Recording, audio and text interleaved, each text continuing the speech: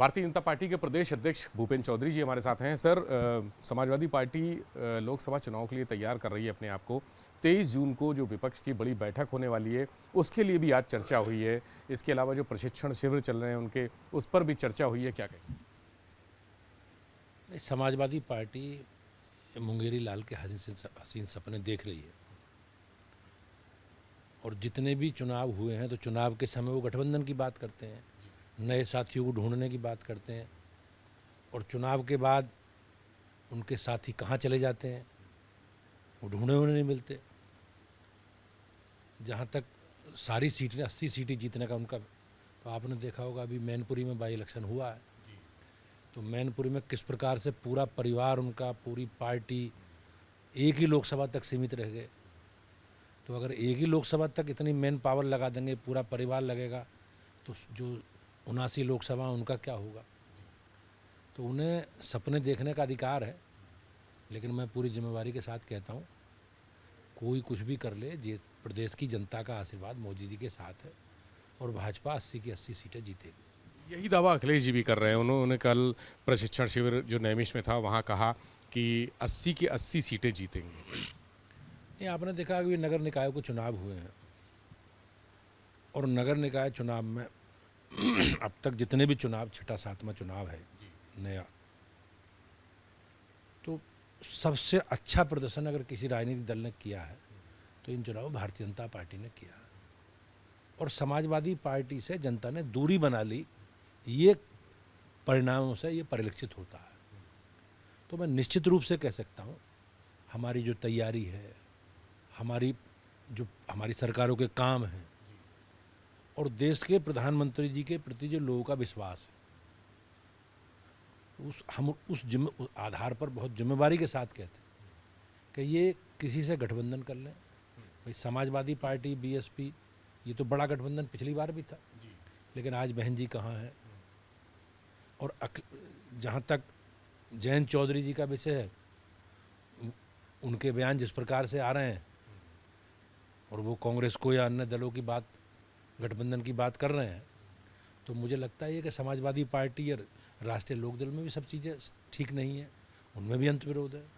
तो ये सब चीज़ें अखिलेश यादव जी को जो उनका पुराना स्वभाव है, उस स्वभाव को उन्हें बदलना पड़ेगा।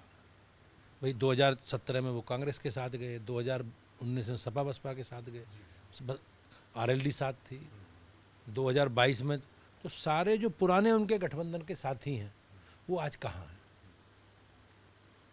अखिलेश यादव लगातार कह रहे हैं कि वो कांग्रेस के साथ चुनाव नहीं लड़ेंगे यूपी में, लेकिन जयंत चौधरी इस बात की कोशिश कर रहे हैं कि वो साथ में आ जाए। क्या ऐसा लगता है कि जयंत कांग्रेस या सपा से किसी एक को, विकल्प को चूज कर सकते हैं?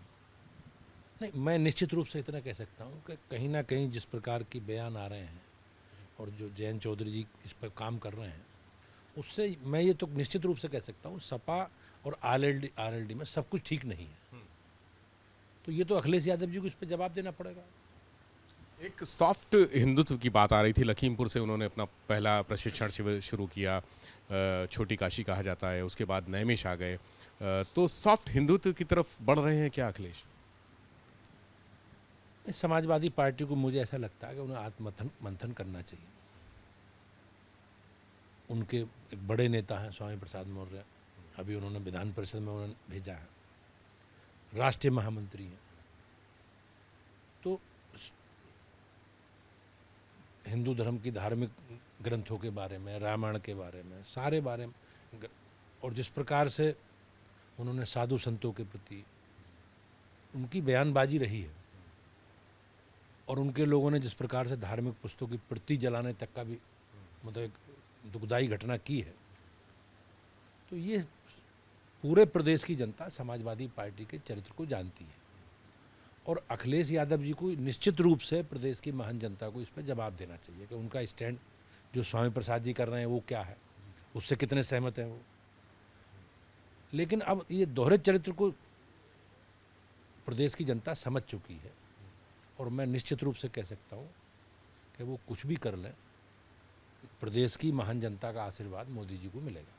सर, आपको लगता है कि समाजवादी पार्टी के अंदर ही अंतर विरोध है तमाम जो वो कह रहे हैं कि अखिलेश यादव कहते हैं कि सॉफ्ट और हार्ड हिंदुत्व की बात करते हैं, उधर स्वामी प्रसाद मौर्य रामचरितमानस के लिए अपशब्द बोलते हैं, जैसा आपने कहा कि वो पुस्तकें जलाते हैं धार्मिक। तो अंतर विरोध हो रहा है, तो ये इससे कैसे निपटेंगे और ये जनता के बीच में क्या इमेज होगी?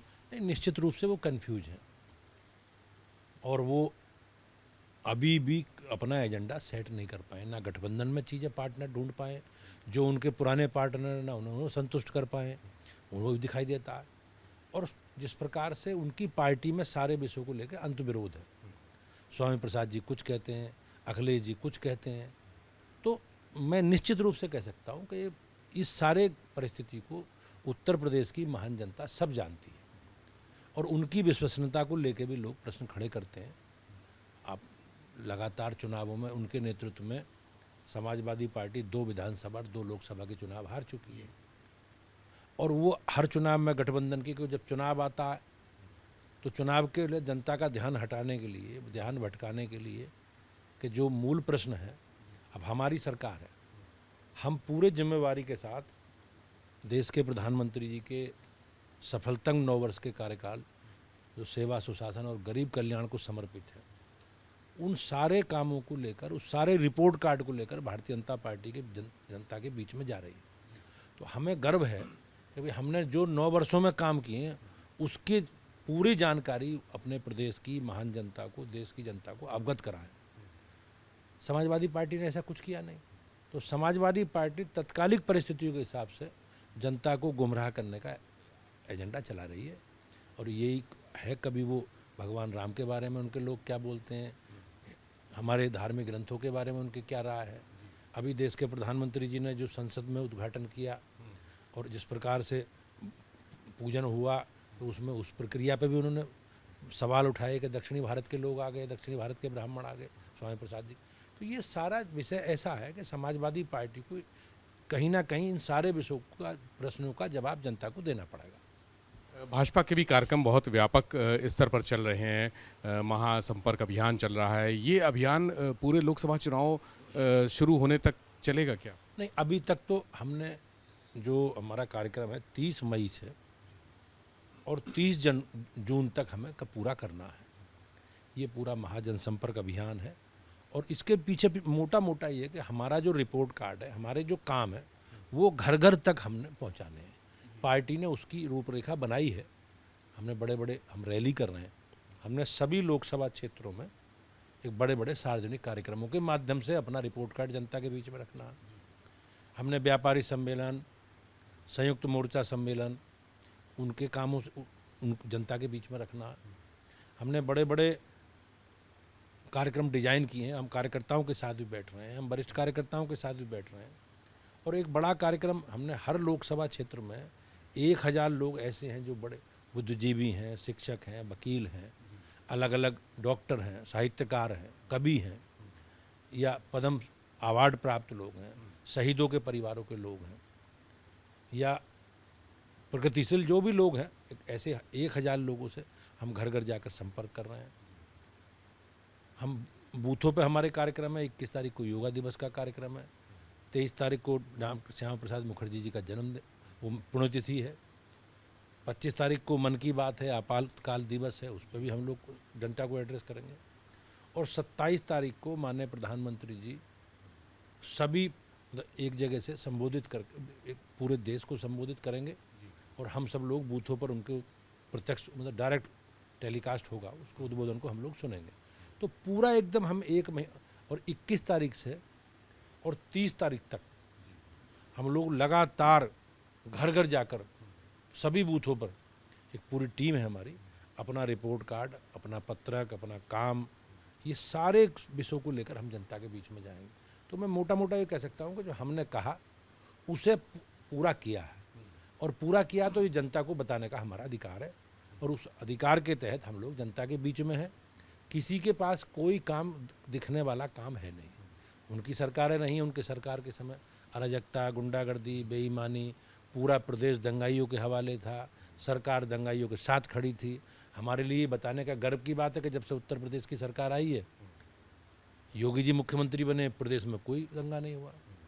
हमारे लिए ये गर्व की बात है कि देश के प्रधानमंत्री जी अभी कई देशों की यात्रा पर गए, तो पापुआ न्यू गिनी के जो राष्ट्रपति हैं वो प्रोटोकॉल तोड़कर हवाई अड्डे पर सायंकाल आए, उनके यहाँ ऐसी परंपरा नहीं है।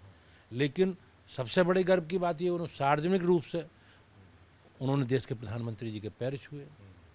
ये किसी भी समकक्ष के द्वारा किसी राष्ट्र अध्यक्ष के अपने समकक्ष के पैर छूने की, ये उसको इतना सम्मान देने की ये पहली घटना है। और ये मोदी जी का सम्मान नहीं है जी, ये देश के 140 करोड़ लोगों का सम्मान है। और जो हम लोग कहते थे कि हम लोग भारत माता को शिखर पर ले जाएंगे, भारत दुनिया का नेतृत्व करेगा, हम लोग उसमें आगे बढ़ रहे हैं। तो ये सारी जानकारी प्रदेश की, देश की महान जनता को हम अलग अलग कार्यक्रमों के माध्यम से देंगे। सर 14 हारी हुई लोकसभा सीटें हैं जिस पर भाजपा ने ज़्यादा फोकस किया है। राष्ट्रीय अध्यक्ष भी आएंगे, तमाम जगह पर रैली करेंगे, जनसभाएं करेंगे, वो क्या प्रोग्राम है? नहीं, पिछली बार बीजेपी 64 सीटें जीती थी, 16 हम हारे थे, 2 सीटें हम बाद में बाई इलेक्शन में जीत गए। 14 सीटें हमने चिन्हित की हैं और हमारी पार्टी ने एक लोकसभा प्रवास योजना करके पूरे देश में 180 सीटें चिन्हित की हैं जो बीजेपी जीत सकती है, पिछली बार नहीं जीती थी।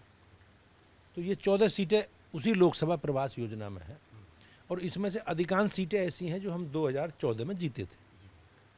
2014 में हम जीते थे, मुझे ऐसा लगता है कि शायद मैनपुरी और हम रायबरेली नहीं जीत पाए थे, बाकी सीटें सब वो हैं जो हमने 2012 में 14 में जीती थी। तो संगठनात्मक दृष्टि से और पूरा सरकार के काम, अलग अलग कामों, समाज के वर्गों में जाना, तो ये केंद्रीय योजना है और इसमें भारत सरकार के मंत्री लगातार इन सब सेक्टरों में प्रवास कर रहे हैं। हमने 14 सीटों में 3 सीटें पश्चिम क्षेत्र की हैं, सहारनपुर, नगीना और बिजनौर, उसमें माननीय अश्विनी वैष्णव जी सरकार के मंत्री हैं, लगातार उसमें प्रवास कर रहे हैं। एक क्लस्टर है अपना मुरादाबाद, संभल, अमरोहा, मैनपुरी, जितेंद्र सिंह जी उसमें माननीय मंत्री हैं। एक क्लस्टर है अपना इधर का देवी पाटन मंडल का, अयोध्या, लालगंज, ये सीटें हैं, उसमें माननीय तोमर साहब, आदरणीय नरेंद्र तोमर, लगातार उनके प्रवास हो रहे हैं। एक क्लस्टर है पूरब में हमारे इधर का घोसी, आपके गाजीपुर, जौनपुर, तो इसमें भारत सरकार की माननीय मंत्री हैं अन्नपूर्णा जी, उनके लगातार प्रवास हो रहे हैं। तो हमारी पूरी तैयारी है और हम अपने संगठन के आधार पर भी और अपनी सरकारों के काम हम दोनों जनता के बीच में रख रहे हैं। सरकार, हम संगठन के काम भी लगातार हमारे हैं, चाहे सेवा के काम हो, चाहे रचनात्मक काम हो, चाहे हमारे वैचारिक से जुड़े विषय हों या सरकार के कामकाज का हमें वर्णन करना हो, जनता के बीच में रखना हो, सारे काम हम लोग बता रहे हैं। हमारी पूरी तैयारी है। और लोकसभा की जिन 14 सीटों की बात कर रहे हो, हमने 12 सीटें ऐसी थी जो पिछली बार हम 14 में जीते थे, दोनों पिछली बार, इस बार नहीं जीत पाए। तो हम पूरी तैयारी कर रहे हैं और हमने उन कारणों की भी जानकारी, गहन समीक्षा कर ली है जिन परिस्थितियों में हमारे लिए चुनाव परिणाम अनुकूल नहीं आए। तो हम उन पूरी कमियों को दूर करके जनता के बीच में जाएंगे मोदी जी के नेतृत्व में, और मुझे विश्वास है सारी सीटें बीजेपी जीतेगी। एक तरफ जहां अध्यक्ष जी आप तैयारी कर रहे हैं भाजपा की तरफ से, वहीं समाजवादी पार्टी भी तैयारी कर रही है और सारे सांसदों का रिपोर्ट कार्ड बना रही है। नहीं, अब ये तो उनका अधिकार है, उनके क्या करना है उन्हें, लेकिन हमारे काम पूरा, जो हमारा फोकस है, हम पूरा फोकस ये कि हमने जो जो काम किए हैं, हम अपने उन कामों का सारा लेखा जोखा लेकर हम जनता के बीच में जाएंगे। संगठन का काम हमारा बूथों तक है, स्ट्रक्चर हमारा, और उसी संगठन के आधार पर हम सब काम जनता के बीच में घर घर जा रहे हैं। तो हम अपने कामों के आधार पर और अपने कार्यकर्ताओं की सक्रियता और मेहनत के आधार पर हमें पूरा विश्वास है कि प्रदेश की महान जनता का आशीर्वाद मोदी जी को मिलेगा।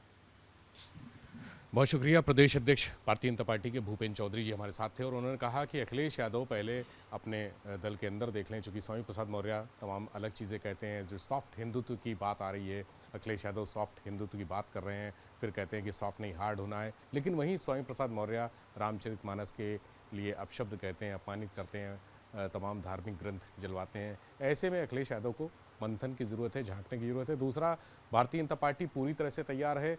हारी हुई 14 लोकसभा सीटों पर ज़्यादा फोकस रहेगा। सभी जो केंद्रीय मंत्री हैं वो प्रवास भी कर रहे हैं और ये कार्यक्रम आगे जारी रहेगा।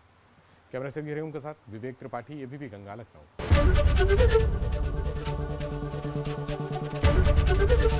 एबीपी गंगा, खबर आपकी, जुबान आपकी।